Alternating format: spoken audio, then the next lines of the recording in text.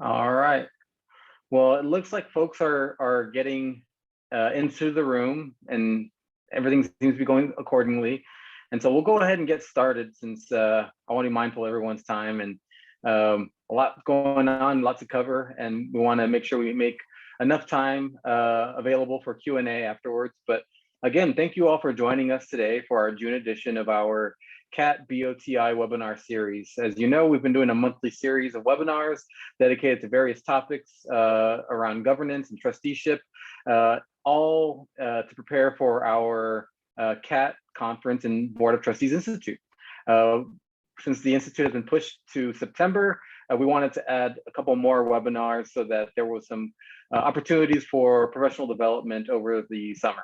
And so, being that we just wrapped up a legislative session that had a lot of action, so to speak, it was perfect timing to at least do a legislative recap, something that many of you all have been asking for, and asking ye shall receive. So we'll be joined today by our Director of Government Relations, Dustin Meador, who will be providing a great recap of our legislative priorities, what happened, what didn't happen, what goes on from here, as well as giving some context to the other notable bills that passed and legislative action that occurred, and giving a quick snapshot insight into what the future holds with regards to special sessions and federal funds. And we won't necessarily dig too deep into that. Again, a lot of that is still to be determined. We'll actually dedicate a future session at our CATT conference dedicated to that. And so, as a plug, if you haven't yet heard, we're doing our CATT conference and Board of Trustees Institute in September. We look forward to having you join us here in Austin. More details regarding registration and dates will be coming in the coming weeks. But again, we are here for this legislative recap right now. Before we get started, I do want to express my thanks to all the folks who were participating in the legislative process the past few months. This could not have been done without the advocates that we have at CATT, at TACC, and at TCCTA, our faculty association counterparts. A collective effort was really needed to help emphasize our efforts with regards to the budget, with regards to some policy priorities. And you know, I would like to candidly say that it was a inspiring effort to see all of us kind of come together, understanding the gravity of the situation, and moving forward in a coordinated manner. And I think Dustin will echo those sentiments, that it was greatly appreciated, and something that we had not seen previously in terms of coordinated efforts, but something to the level that we've done. And so we're looking forward to continuing that as we move forward. So thank you all, for those of you who participated in those efforts. And then, of course, I want to thank the usual partners that help put on these webinars. So our colleagues at the Success Center, Dr. Farrell, Dr. Ellis, Sway, Youngston, Ellie Rodriguez, and all the other folks who kind of play logistics and behind the scenes to make these webinars, a success. So thank you all for being excellent partners with us, and we appreciate this conversation.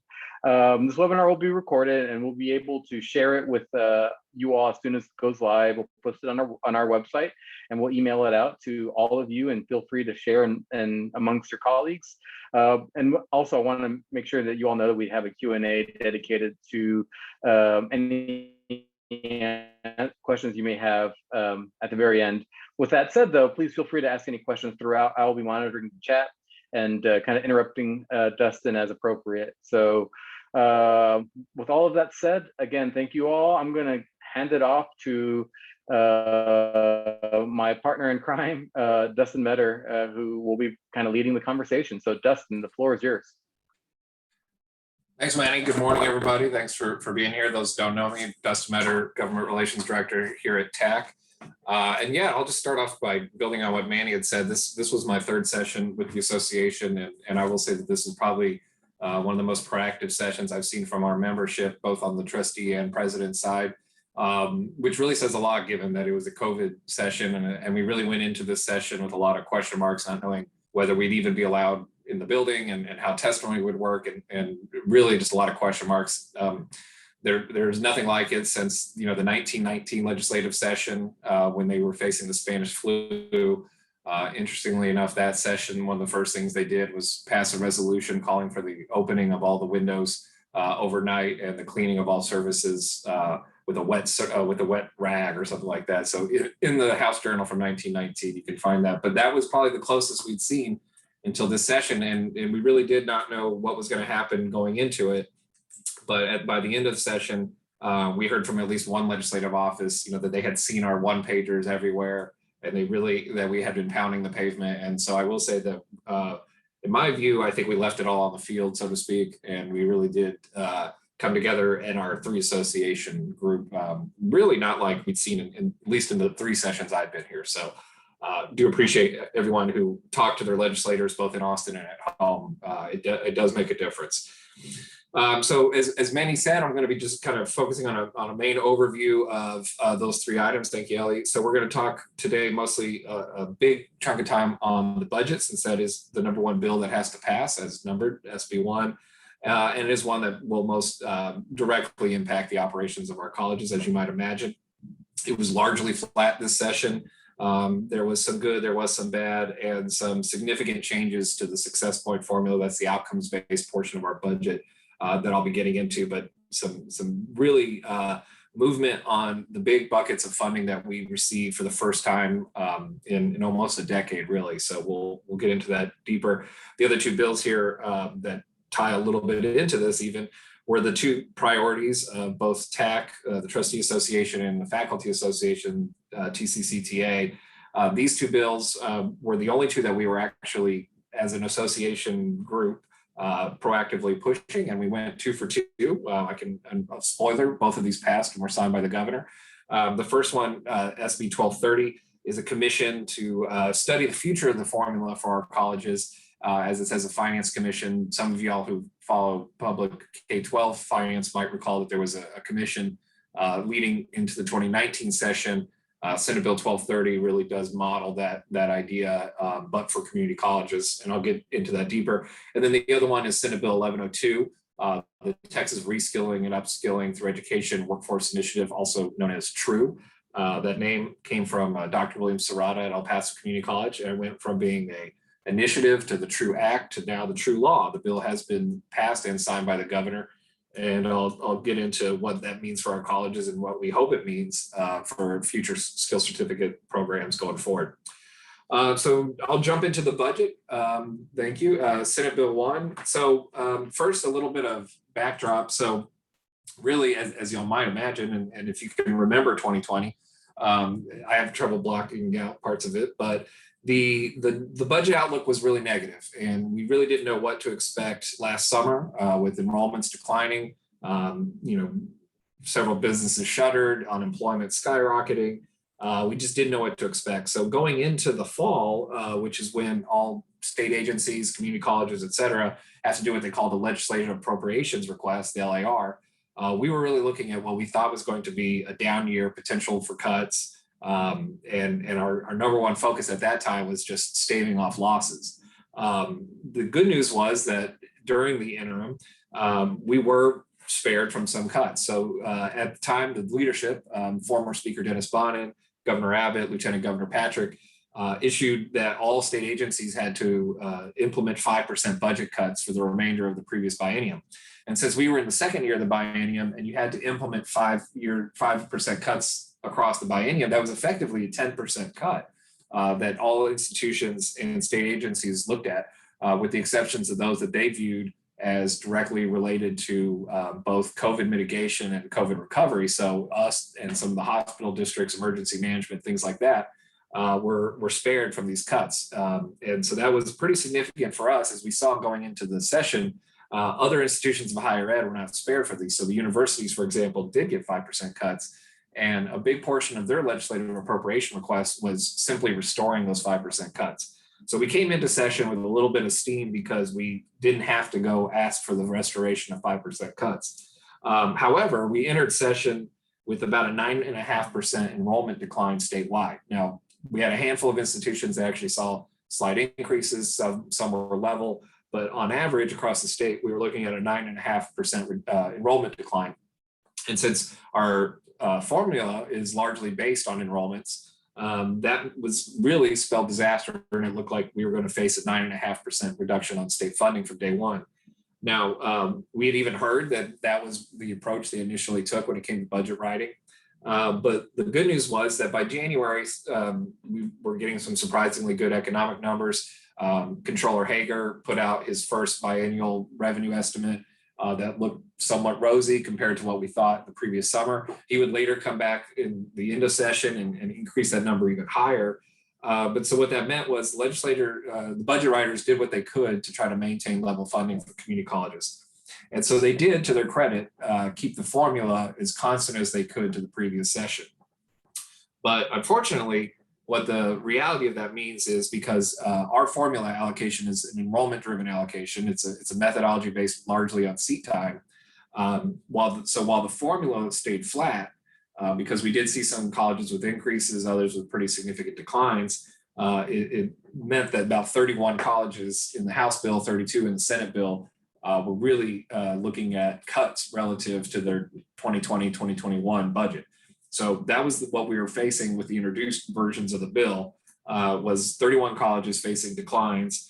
And the other thing that they did in the initial bill was they changed the success point makeup pretty significantly. And at the end of the day, we ended up stuck with a lot of these changes with some modest tweaks.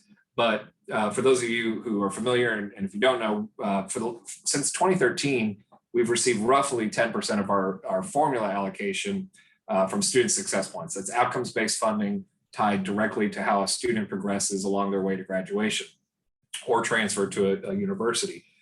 This formula had been largely unchanged since 2013, and initially it was a 90-10 split between enrollment and success points. Success points had gradually gone up, and we were entering in session with about a 12% of our budget coming from success points.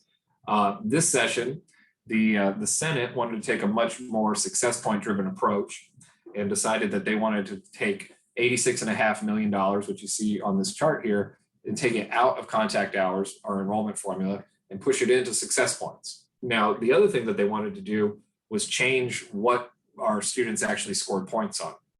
Now, we had gone into session having completed a pretty major 1.5 year long study through a metrics task force here at TACC and CCATT that made some pretty significant recommendations for outcomes funding based on the profile of the student. We were advocating for bonus success points for at-risk students. We were advocating that if a student was economically or academically in need, that we would get extra points should those students finish. We were also advocating for additional bonus points for dual credit, knowing that it costs more to deliver. And in a lot of cases, like early college, high school, we have to waive tuition. But unfortunately, those recommendations fell on deaf ears. Instead, they adopted revised weights that were actually holdovers from 2019. So in 2019, they didn't formally change the weights, but they adopted what they called an intent rider that said that in 2021, they would come back and reallocate success points based on a formula that they cooked up last session. Frankly, we don't really know why they arrived at what they arrived at, but for whatever reason, it carried the day. And so what we were left with at the end of this session was a new success point makeup that basically values transfer and completion in what's called a critical field over above all else. So a transfer used to net one of our colleges 2 points, similar to a graduation. Now a transfer gets you 3 points. A graduation in a non-critical field only gets you 1.2 points, and then a graduation in what's called a critical field now gets you 3.25. So while that is good that we got that increase on critical field graduations, what is considered critical is such a narrow category that this really does disadvantage the overwhelming majority of our programs. Many high demand fields like truck driving, HVAC, plumbing aren't considered critical, and therefore we would only get a 1.25 or 1.2 points for completing a student in one of those fields. Most of your academic fields are not considered critical. Your business courses are not considered critical. And so this really was something that we worked all the way up to the end of session to try to prevent from happening. But unfortunately, largely due to pressure from the Senate, they decided to stay with 1.2 success points for a non-critical graduation, 3.25 for a critical, and 3 points for a transfer. The emphasis on transfer is something that there's really this division, I would say, in higher ed and particularly the legislature over what the role of the community college should be. Is it 60 hours at a community college, 60 hours at a university? Or is it get them as many hours or get them to the university as soon as you can? So 30 hours and transfer, 15 hours and transfer. So that latter view, which is frankly the university view, has carried the day. And that is the view that the legislators took. We were told this directly from House appropriators, that they wanted us to move the students out sooner and get them over to the universities for whatever reason, or get them a critical field to graduation.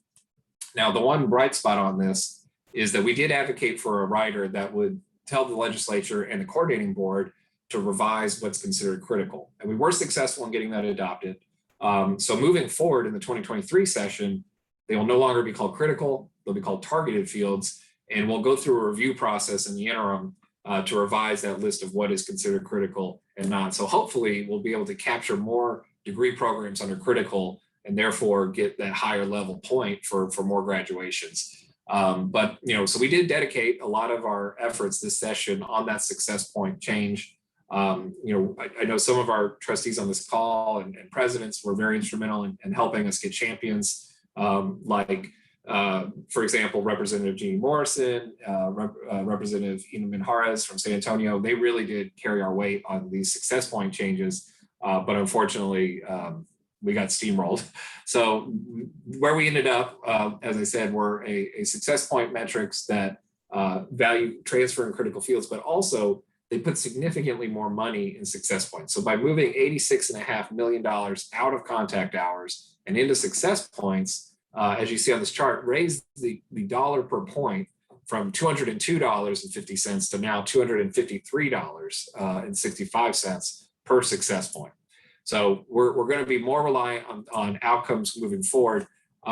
One of the benefits of this, and this is what the Senate in particular tried to pitch to me as an advantage to this system, is, and in fairness, there is some truth to this, the success point system is based on a 3-year rolling average. So a 9.5% decline in enrollment 1 year gets averaged out across 3 years. So it really does inoculate our colleges from big enrollment swings. And we do know the data tells us that success points and enrollments have about an 85-90% overlap. So enrollment really still does drive your success, and success points does kind of inoculate you from those big swings. But on the flip side, if we get a bunch of enrollments that come in the fall, we won't get to see that boost that we might see. Now, the other unfortunate area that we did not see success on this year was on the hold harmless. So as I mentioned, 31 colleges lost money under the budget as filed. The goal was to get those colleges back to where they were in 2020, 2021. We all recognize that 2020 was an aberration due to the pandemic.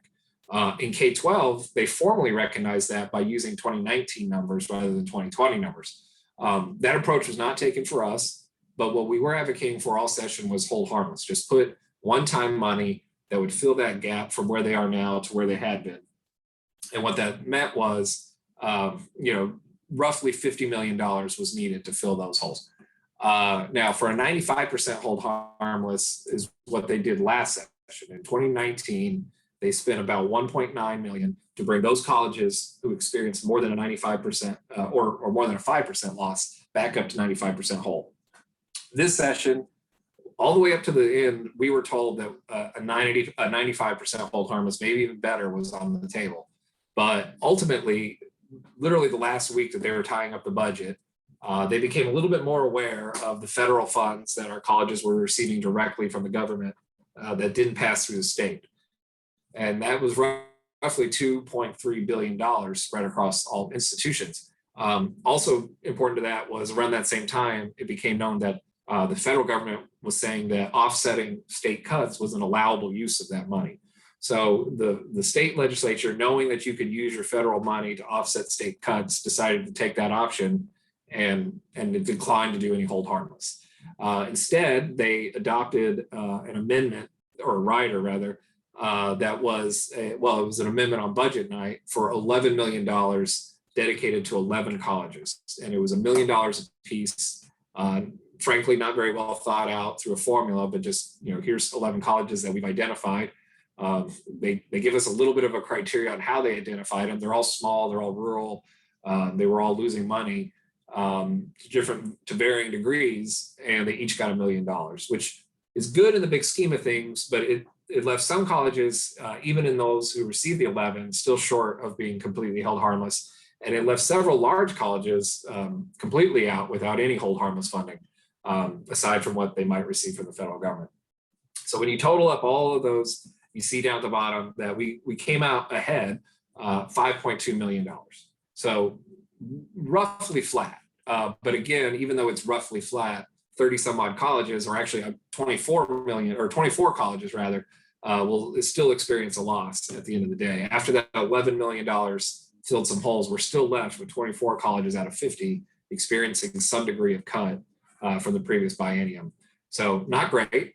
Certainly something that we're looking forward to, an opportunity for more federal dollars. We know that there is direct appropriations you've already received through ARP and CARES, but we know that in the fall, there will be a special session directly tied to COVID relief money, and there could be a possibility for additional funds coming out of the state or the feds for that. So the state government still has to spend additional money in higher ed in order to meet what they call maintenance of effort to draw down. It's almost like a match to draw down the funds for the feds. So we'll see, because it is a big question mark on how much they have to spend, if any, for community colleges in order to meet maintenance of effort. So that is, the big pictures on the budget. Again, success points, major increase, hold harmless, not there, and a roughly $5 million flat. So this, I think, kind of spells why we are looking at Senate Bill 1230 so closely. And we'll pop to the next screen. Yeah. So Senate Bill 12. Dustin, real quick, we got a question. So just to confirm, truck driving is not considered an essential or targeted field or critical field under the current, I guess, listing. That is correct. So right now, a targeted field, or what it would be in the future, and now a critical field, is it's defined by the coordinating board in rule. It's a list. It largely has not changed for over a decade, at least since they've been implemented. And it's limited to engineering, computer science, mathematics, physical science, allied health, nursing, and teaching certification only in the fields of science and mathematics. So that does leave out lots of professions. I mean, it leaves out most of your skilled trades. As I said, it leaves out transportation. It leaves out your business majors, and it's not really in statute, unfortunately. It is something that is housed in coordinating board rule, and they can change it by rule, but we really haven't seen movement on that front. There's reference in the education code to the success point formula and critical fields, but the listing itself is established by rule at the coordinating board. But as I said, we did successfully get a rider put onto the budget that was carried by Representative Ina Mejarez out of San Antonio. They did adopt it. Senate approved it. In fact, I was told that the Senate enthusiastically adopted it because of the change they put on the increase on points on critical fields. But we will get a rolling review. And for those of you who are familiar with the metrics task force work during the interim, TACC actually, through that process, has a pretty robust recommendation on how to address this. Whether we can get that adopted by the coordinating board remains to be seen, but the coordinating board did have input on that process, so hopefully they'll adopt it. But we do anticipate that the Formula Advisory Committee, which meets every biennium to advise on the formula before session, will now be tasked with reviewing the critical fields as well. So a really timely and needed refresh for those. But this kind of does also speak to the Finance Commission, because as I mentioned, the formula rewards, it's basically an allocation methodology that rewards enrollments, but it's a fixed amount. So unlike K-12, for example, where enrollment drives the funding. For us, it's, as I always say, it's, with K-12, it's how many people do you need to feed, and we'll order that many pizzas. And for us, it's, we have this many pizzas, how many slices do we need to cut it so that everybody gets a slice, even if it's small. And there's really no way to grow a pizza, no matter how many times you try to cut it. You cannot grow through cutting it. So really what SB 1230 is about is we need to review that formula and see, is this formula appropriate moving forward? And is it really built for long-term growth? One of the things that the bill asks us, among many things that the bill asks us to consider, is the economic link, or the cycle link between up times and down times in community college, or in the economy, and how that ties to community college enrollments. As y'all know, especially if you were here in 2011, when we see peak enrollments, it's usually when the economy is down, and therefore the state can't fund our growth. We saw record enrollment in 2012 at the same time that the legislature tried to shutter 4 colleges. So it's when our success in terms of enrollment is there, the state's success in terms of economic activity to pay for it is not there. So addressing that counter-cyclical nature is something that this commission is supposed to look at. Now, the commission itself will be comprised of appointees from both the House and Senate through the Lieutenant Governor and the Speaker, as well as the Governor. The association TACC gets an appointment directly, as does the Trustee Association. The Governor, one of his appointments has to be a faculty member. So while TCCTA doesn't get a direct appointment, they do get a faculty member by virtue of the Governor's appointment.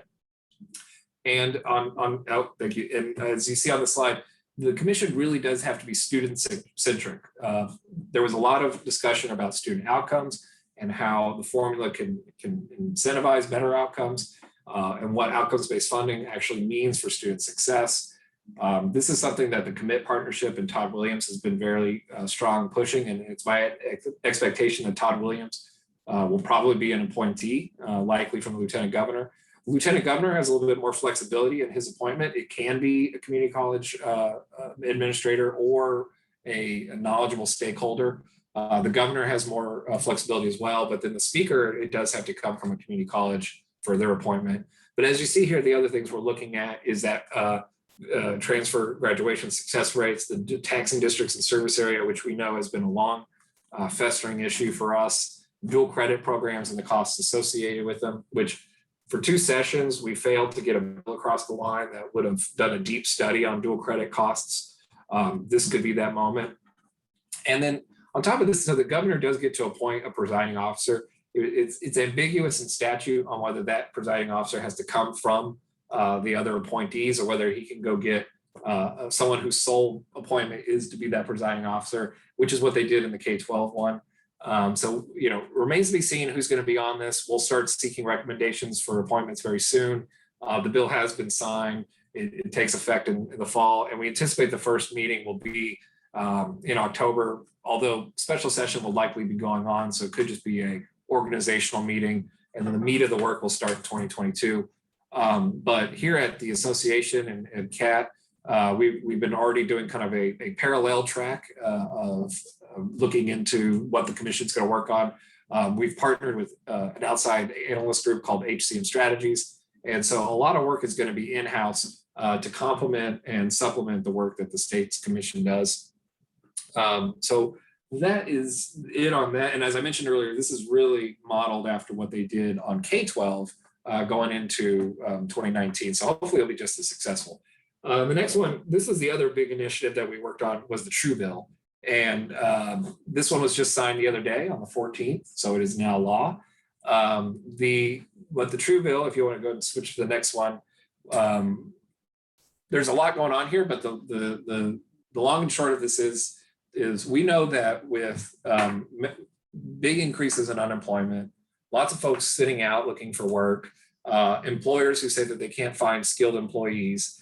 The long, pre-COVID, we've heard about the mismatch of skills and job openings. And so this really does seek to address all of the above. This also encourages our colleges to work together to stand up a consortium of colleges to apply for these grants together to maybe build a program across region, across industry.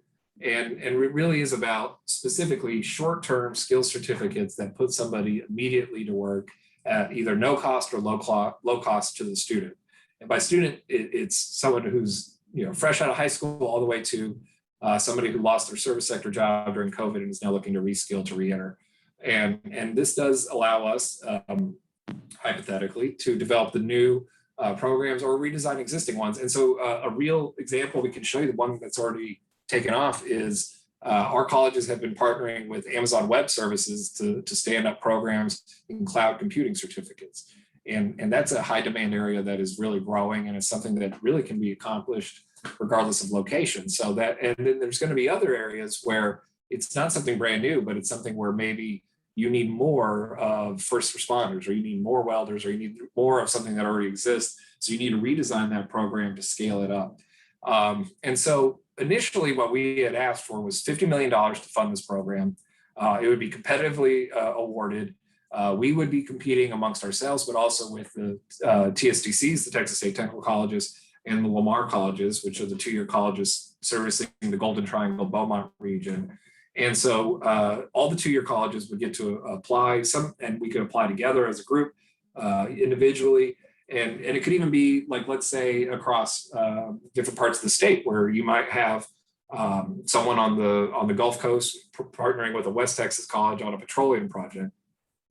So unfortunately, while the bill did pass and we got it into statute, we did not receive specific funding for the program. Now, we've been told, and we're kind of waiting to see whether some specifically earmarked federal money that is trusteed at the governor's office could be used for this program. We've been all but promised that from the state agency, and Senate appropriations members told us, well, it's not in the budget because you'll get it from the federal money. If we don't get it from that governor's trustee fund called GEAR, there's also the possibility that in the fall, when they come back to special session on COVID relief money, that there might be some funds in there that they could open up for this program. But regardless of either of those opportunities, businesses can donate, and there is the opportunity for philanthropy. So hopefully we can go out and get the money to make this a reality, but at least the mechanism and the infrastructure around it exists. TACC, this has really been top priority since last summer, and TACC now has a business advisory committee with members from Lockheed Martin, from Amazon, as I mentioned, Tesla, and then even some across the state in different areas like the farm, or I think we have the cattle raisers. So different industries, different parts of the state, very region specific, all coming together to try to get this thing done. Woody Hunt, very influential business leader out of El Paso, has been sharing this and came into Austin for a press conference to push this over the finish line. So we have great support from this. It's just trying to get the money. And by no means does this limit a student to just a short-term certificate or on-the-job training. It's really also about putting them in that area of experience to where they can come back after they get a job, let's say with certificate, and turn that certificate into associates and then maybe a bachelor's down the road. So a lot of potential here. It's just what's going to happen with the money, and when can we get this one fully enacted and realized? Because in our perfect world, we wanted money to start going out this fall. Without that federal money coming in a little sooner, it could be delayed to next spring, but we'll see. That's it for True. And then I'll just kind of do a lightning round of some other things that are going on during this session that are relevant, and then we'll transition to Q&A. I put regular session because we are anticipating additional sessions, but this was, as you might imagine, because of COVID, a less activity session. It was a ghost town at the Capitol for the first 2 months, and they did a lot of come in for a few days, leave, and come back. There was all this speculation about would they gavel out early and do a special instead of a regular because COVID was still pretty hot in January. But they managed to get through it. They put in restrictions on access to the building, required testing in some instances, but they got their work done. And then, the vaccine really did its job, and we saw some pretty staggering declines in the spring, and it almost felt like a normal session by late April. So. But despite that, we still had several offices that were restricting visits to their office. Again, shout out to all of our folks who helped us in a session where in a normal year, you could just pop into an office and leave them one-pagers. This year, it took a little bit more nuance, and yet I feel like we had an even bigger presence than years before. So again, shout out to all those who helped us on that front. But again, it was lighter in terms of, now, even though there was a pandemic and there were fewer bills filed, I mean, they still, only 400 fewer bills. And most of that was in the Senate. The House did not drop their clip at all. The Senate, they toned down their bills, but the House filed it like it was a regular session. That said, the batting average declined pretty significantly. We only saw 15.5% of the bills sent to the governor. The veto period is not ending for another 3 days. As of this morning, the governor had only vetoed one bill, and it was a pretty inconsequential veto because a duplicative law had passed, and he said he vetoed it at the author's request. So really no big headline grabbing vetoes just yet. But that said, it's still a pretty low passage rate, down 4% from the previous year. I mean, we've been declining and declining and declining on the passage rate since World War II. It went from about 35%, 40% bill passage rate in the pre-war era to just down to where we are now. And so I anticipate, next session, we may only see, 12% of bills pass. Now, special session, as I said, is coming. We do have to do redistricting. We would have done it in the regular session, but due to COVID, the census data was not available. We will not get official census data to draw the maps until late summer, most likely September. When we receive that, then they can begin the session to draw maps. That won't happen until October. The governor has already pledged that there will be COVID relief fund added to that call. Part of that was because the legislature passed legislation this year requiring that the legislature influence new federal money, that they do a new appropriations bill, that they will use that money to spend the bill, or use a bill to spend that money, and not have just the lieutenant governor and the appropriations chairman decide everything. So we will come back for that. Now, the other session is we'll call political red meat. The governor said that he does anticipate a session prior to the required fall session. He hasn't given us an indication on when, but he's thrown out a few items just today. I was reading critical race theory. K-12 is one that they want to add to the call. A couple other lieutenant governor priority bills that didn't make it, he wants to add.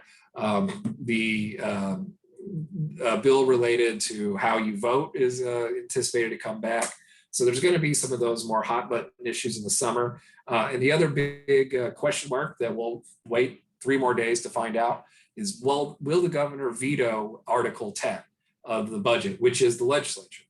So the governor in Texas enjoys line item veto authority. He can strike elements of the budget. He has pledged that he will veto the legislature's funding in Article 10. Article 10 also includes the LBB, Legislative Budget Board, Legislative Council, which drafts the bills, and the State Auditor's Office. Those are all under Article 10, as are all the employees of House and Senate and the Capitol. Now, the legislators themselves, their salaries are constitutionally protected. So were the governor to veto Article 10, it would only affect staff, not the actual electeds. The other thing is, so the part of the logic, if you can call it that, is that he would veto the legislature's budget, force them to come in during the summer when they're still operating under the previous year's budget, and then they could pass their budget again to continue to operate in the fall and ongoing. Failing that, if Article 10 gets vetoed and no funding is restored, you have no support staff, no capital staff, nobody to run the cameras, nobody to run the vote scoreboard, any of that, not just for special session, but for regular session 2023, since regular session 2023 occurs under that budget biennium. So pretty significant threat if he makes good on it, and we'll see what happens, but it really does kick into high gear a lot of questions. What happens if you defund the legislature? And again, a few little random bills that I'll throw out here that we were following. Again, some of these could potentially be vetoed, but I know a lot of these have already been signed. The baccalaureate bill, number 1, has already been signed. This bill by Representative Pacheco expands how many baccalaureate programs our colleges can offer. Right now, we were capped at 3. This takes us to 5. Also, Senate Bill 959 contemplates incorporating non-credit outcome or non-credit continuing ed, that's the workforce related continuing ed, into outcomes-based funding. Right now, outcomes-based funding does not recognize short-term credentials or CE. This bill would require the Formula Advisory Committee to at least study it. It doesn't require them to fund it, just to consider what would it look like if we put these into outcomes-based funding, which I think is a good move. We supported this bill. We actually testified for it 2 sessions ago when it was in the House. The next bill I want to mention here, right now when your district does dual credit, they have to enter into a memorandum of understanding with the K-12 district. There's a lot of requirements baked into that statute. Last session, for example, they required that you put something in your MOU about meeting state objectives for dual credit, strongly considering the use of open educational resource materials.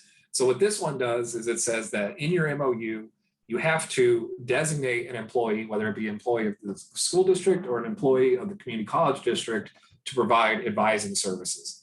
My understanding when this bill was moving from talking to a lot of your presidents is that's already done in most instances. This would just formalize that practice.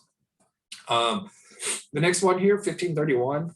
This one really had some negative potential at first, but we got it into a really good place. Right now, right now you do have a cap on how many hours you can go above a degree requirement in order to continue getting in-state tuition. What this bill contemplates is that a student could not go beyond 25% of a degree and still enjoy in-state tuition.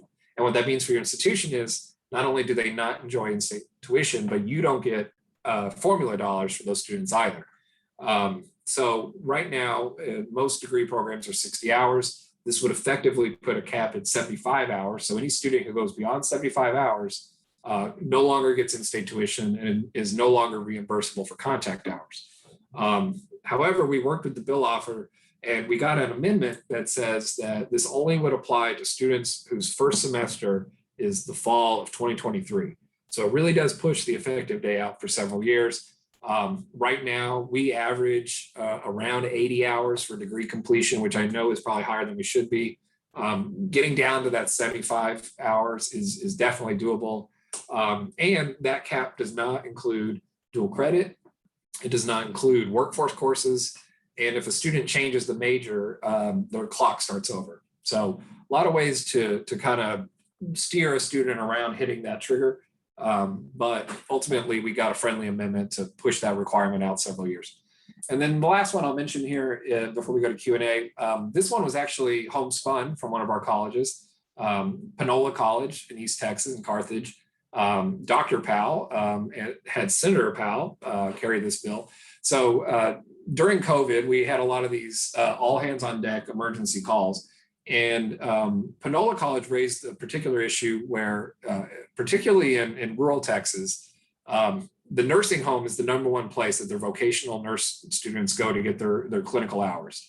But most of these long-term care facilities closed their doors to our students. And because they were still students, they weren't considered essential workers. And so the students were caught in this catch-22 where they can't get their clinical hours because they can't go into the homes. They're not considered employees. And they can't get in and they can't become employees until they get their residency or their clinical hours. So we were very glad that Senator Powell's staff, who was on these calls, actually heard this issue and decided to run with this as a bill. And this was actually the only bill I testified on this session, but we did get it across the finish line. Hopefully it never kicks in, that we don't see another pandemic, but should another pandemic arise, a nursing home, it kind of splits a nuanced hair on whether our nursing students are considered, quote, essential, but it makes them de facto essential, provided that the nursing home is willing to bring them in and the students adhere to all the safety precautions. But it should hopefully mitigate that issue where you run into if you can't get your students into a long-term care facility to do their clinicals. And I know particularly in East Texas and far West Texas, that is the #1 place where not only your students go to get their hours, but where they ultimately end up working. I think it's like 75 or 80% ultimately work there too. So we're really pleased that one got across the finish line. So those are just a handful I wanted to mention. I know that was a lot, but that leaves us hopefully exactly 15 minutes for Q&A. anything that we can help clarify and enlighten y'all on, happy to do. Thank you, Dustin. That was a lot. As I mentioned, it was a jam-packed session. Even with a pandemic, all things considered, a lot of action going on, a lot of things that still got left on the table with regards to higher education and even statewide priorities that, a different conversation for a different time. But in terms of questions with whether regards to our 3 policy priorities, again, the budget, the commission, or the true law, more than happy to go further in detail about what that means, and more than happy to answer any questions with regards to what you see on the horizon regarding any of those items or any other issues, bills related. One question that to start, and I will toss it to Dustin, not specific to higher education, but one that impacts higher education, is the recent conversation around constitutional carry of guns. Dustin, I know that there's still a lot to be determined, and this was something that's still being discussed. So please, if you could, just share the insight that you have currently, and maybe provide some guidance as to where folks can get more information or resources on. Sure, yeah, and I'll use the same disclaimer I always do. I'm certainly not a lawyer, nor am I qualified to give legal advice. Please consult your campus's general counsel for specifics. But I know that TASB, Association of School Boards, which I believe all 50 of our colleges are a member of, they're looking at it. I talked to the coordinating board. I know they're examining it too. The co-board told me not to anticipate a formal FAQ, but they might have something in the near future. And I know TASB is usually really good about providing any kind of guidance. But my reading of the bill and my conversation with the co-board, and it seems this is our general consensus is what it does, is it would not remove any of the existing place restrictions on where you can prohibit the carrying of both what is now called a location restricted knife or a firearm. So in those instances where you are properly posting signage under 3006, you can continue to do so. This is the one question I have is I read this as open carry is still, you can still prohibit it in the areas that you want to. But what it means is in those areas where you currently cannot restrict the carrying of firearms, it would no longer just be licensed people who can carry it. It'd basically be any person who can legally purchase a weapon would now be able to carry in those areas. But in areas where you are currently allowed to prohibit the carrying of weapons, you can continue to do so. The bill does add new language specific to collegiate sporting events. So, your football, baseball, any other activities in that sense, they are strictly prohibited. And they actually did, to the credit of the bill, it does actually increase the penalties for violations of trespass when you have a firearm. So, I think that was supposed to be the compromise is everybody can carry, but if you run afoul of the existing prohibitions on where you can carry, they've upped the penalty. They've also upped the penalty on brandishing a weapon while drunk or intoxicated. But now the, who can carry restrictions and the open carry restrictions are a little bit different. So for example, right now it is against the law to display a weapon in public, visible to another person, unless the weapon is partially holstered. The existing statute was that it had to be a shoulder or a hip holster. The new law removes those requirements. So any allowable holster or any holster is now allowable, provided that it's in fact a holster. So you can't just walk around carrying your gun. It does have to be in a holster. What type of holster you use is immaterial if it's concealed. As a concealed weapon is a concealed weapon, but a visible weapon, there are no longer holster restrictions on. So that's really my understanding of the law as it is right now. Again, I think I'll get more formal guidance from either co-board or TASB in the near future. But the bill was signed, and so it is effective, I believe, September 1. Anyone who can legally own and purchase a weapon can now carry one. So. Thank you. So to reiterate what Dustin kind of alluded to, the point was that TASB does provide a manual kind of recapping legislative items and actions that need to be taken. All 50 community college districts, I believe, are members of TASB and have the ability to access that, per request or might be provided. So that should be shared later on this summer. Additionally, the coordinating board typically also does a separate effort to inform colleges of actions that were taken and kind of recapping in terms of a legislative summary of higher education bills for you all. And that will be provided later this summer as well. And once those are provided, we'll also raise the awareness of their availability through various channels. So more to come on those with later. Dustin, TASB has their virtual convening on July 30th. I'll be there giving a similar update, probably shorter. But usually that is where the general counsels present on some of the new compliance issues. Many of your colleges will have folks on that call or virtually they're present. The Community College Attorneys Association will be there. So hopefully a lot of this will get disseminated to your campuses through that mechanism. Thank you, Dustin.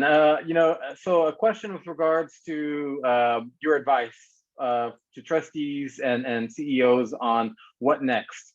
Gone are the days where legislators are legislators for 140 days every other year, and everyone kind of goes on to their personal lives. And again, as things have evolved over the years, decades in the state, we still adhere to it every other year biennium governance structure, but these legislators are informed and needing to stay up to date regularly on various items, special session aside. In your previous experience as a staffer who's worked for various members in various roles, a clerk for higher education committee, what do you advise a trustee or CEO in terms of keeping higher education policy issues, strategies, efforts top of mind for legislators? Because again, I know that the argument can be made that we always have a fresh crop of legislators, or it seems like we're always kind of having to refresh, create foundational information with regards to who we are as a sector and what we do and our successes. How should CEOs and trustees treat interim kind of periods with regards to their legislative government kind of relations?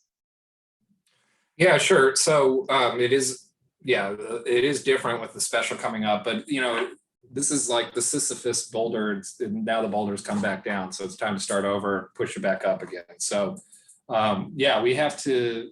Right now, since the session is ended and the members, are returning home, the action returns to the district, and that is actually where the trustee and the college role is more profound than my role here in Austin, since now the game goes back to being a home game instead of a road game. And so I think this is the time where you need to be inviting your folks onto campus for every event. Now that we're back to doing in-person events, hopefully. Commencements, if you are looking for a fall convocation or commencement speaker, your legislator is always a good option. They love that stuff.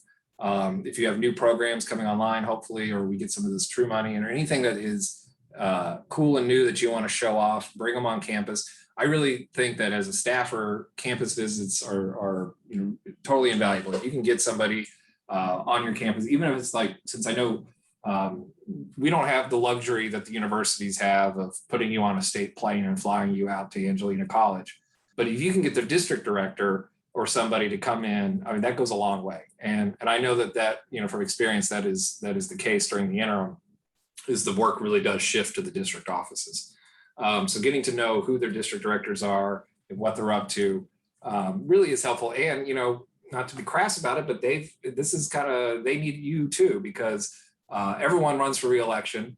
A lot of the districts are going to be redrawn, so they don't even know, especially if you're in rural Texas, you may have new legislators after they draw the map. Knowing who is in play and who could potentially be your new legislator is something that we'll keep an eye on. but getting familiar when you get them is important. And then they're going to want to come to your campus for their own visibility's sake once they're on the campaign trail. So take advantage of that to the best you can. So that that information sharing is crucial, especially since they may have questions about what we're doing with all this federal money, and really communicating that it's largely going to students. There's a lot of strings attached. It has to go out the door pretty quickly. That is kind of the message to send home is what we're doing and how we're bringing students back onto campus. I think all that is important, but yeah, the focus does shift to the home base now, and it's time to bring your folks onto campus when you can, and have them do a guest spot if there's an opportunity. That's great advice. To add to that, TACC and CCATT are available to provide additional support as needed, whether it's data, whether it's information, whether it's just even guidance on how to structure meetings. And, we're more than willing to even serve as guests as well, if you all would like us to attend in person. But we really hope that you all, take some time to collect yourselves. Again, I think we all deserve a break. It's been a rough, 16 months, a rough year, a rough semester. These are always challenging times, but we appreciate kind of the supportive efforts. And once you've recovered, it's time to get back on the saddle and again, reconnect with folks and express your support and express your thanks for their support, I should say. And then, again, build those bridges as soon as possible, because time and time again, we find ourselves having to, and not just we as community colleges, but folks who work in the space having to build those kind of relationships all over again every session because of the new faces. And the less we have to do in terms of re-explaining and the more we can do when building off of that relationship, the greater likelihood of success for pushing our legislative efforts. And so I encourage you all to connect with your legislators in any way you can, and thank them for their support throughout this session and previous sessions as well. I see that Dustin, go ahead. Oh, just agreeing. And sports is another good one too. I know I was just going to give a shout out to McLennan, our national champion baseball team at McLennan. And I know that, Dr. McCown was saying that their legislators are going to recognize them come special session. And that's kind of things that they love, is recognizing accomplishments. So if you've got it doesn't have to be sports. If you got like a robotics team, you've got a speech and debate team, you got somebody that has anything noteworthy, make sure your legislator knows, even if you do it as kind of a humble brag ask, like, hey, can I get a flag flown for my students who won this thing? It's a big deal for them. And then once they know, they want to put it in their newsletter, they want to recognize you on the House floor. But yeah, make sure that your folks are hearing about all the good things that are going on at your campus. Mm-hmm. I'd be remiss, and thank you for reminding me, Dustin. I apologize for not bringing this up at the top of the webinar.